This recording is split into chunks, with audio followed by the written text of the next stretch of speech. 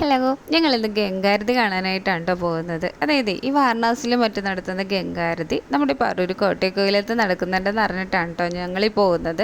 കോട്ടയക്കോവിലകം ശ്രീകൃഷ്ണ സ്വാമി ക്ഷേത്രത്തിലെ ചണ്ഡിക ഹോമം നടത്തുന്നതിൻ്റെ ഭാഗമായിട്ട് തന്നെ പെരിയാറിൻ്റെ തീരത്താണ് ഗംഗാരതിയും കൂടി സംഘടിപ്പിച്ചിരിക്കുന്നത്. അപ്പോൾ നമ്മളിവിടെ ഒരു 6 ആയപ്പോൾ എത്തിയായിരുന്നു കേട്ടോ. വലിയ തിരക്കും മറ്റും കാണാതായപ്പോൾ തന്നെ നമ്മൾ തൊട്ടടുത്തുള്ള കടയിൽ അന്വേഷിച്ചതായിരുന്നു. അപ്പോഴാണ് കേട്ടോ അറിഞ്ഞത് ഇപ്പോൾ പൂജയും മറ്റും നടക്കുന്നത് അമ്പലത്തിലാണ്. അപ്പോൾ അമ്പലത്തിലെ പൂജയും എല്ലാം കഴിഞ്ഞതിന് ശേഷമാണ് ഇവിടെ സ്റ്റാർട്ട് ചെയ്യുന്നതെന്ന്. അപ്പോൾ ഞങ്ങളിത് കടവിലോട്ട് വന്നു. ഇവിടെ ഏപ്രിൽ 20 തുടങ്ങിയതാണ് കേട്ടോ. ഇനി മെയ് 1 വരെ ഉണ്ട്. ഇപ്പോൾ മെയ് 1 വരെ വരണവർക്കൊക്കെ കാണാം കേട്ടോ. അപ്പോൾ 6 മുതൽ 8 മണി വരെ എന്നാണ് കൊടുത്തിരിക്കുന്നത്. പക്ഷെ നമ്മുടെ ഇവിടെ തുടങ്ങുമ്പോൾ കറക്റ്റ് ഒരു 7:45 അതേപോലെ തന്നെ 8 മണിയാകുമ്പോഴത്തേക്കും ആരതി കഴിയുകയും ചെയ്യും കേട്ടോ. അപ്പോൾ അതിനുള്ളിൽ കറക്റ്റ് 7:45 മുതൽ 8 മണി വരെ ആ ഒരു ടൈമിലാണ് ഇവിടെ ആരതി ഉള്ളത്. അപ്പോൾ ഇതേ ആരതി തുടങ്ങിയിട്ടുണ്ട്.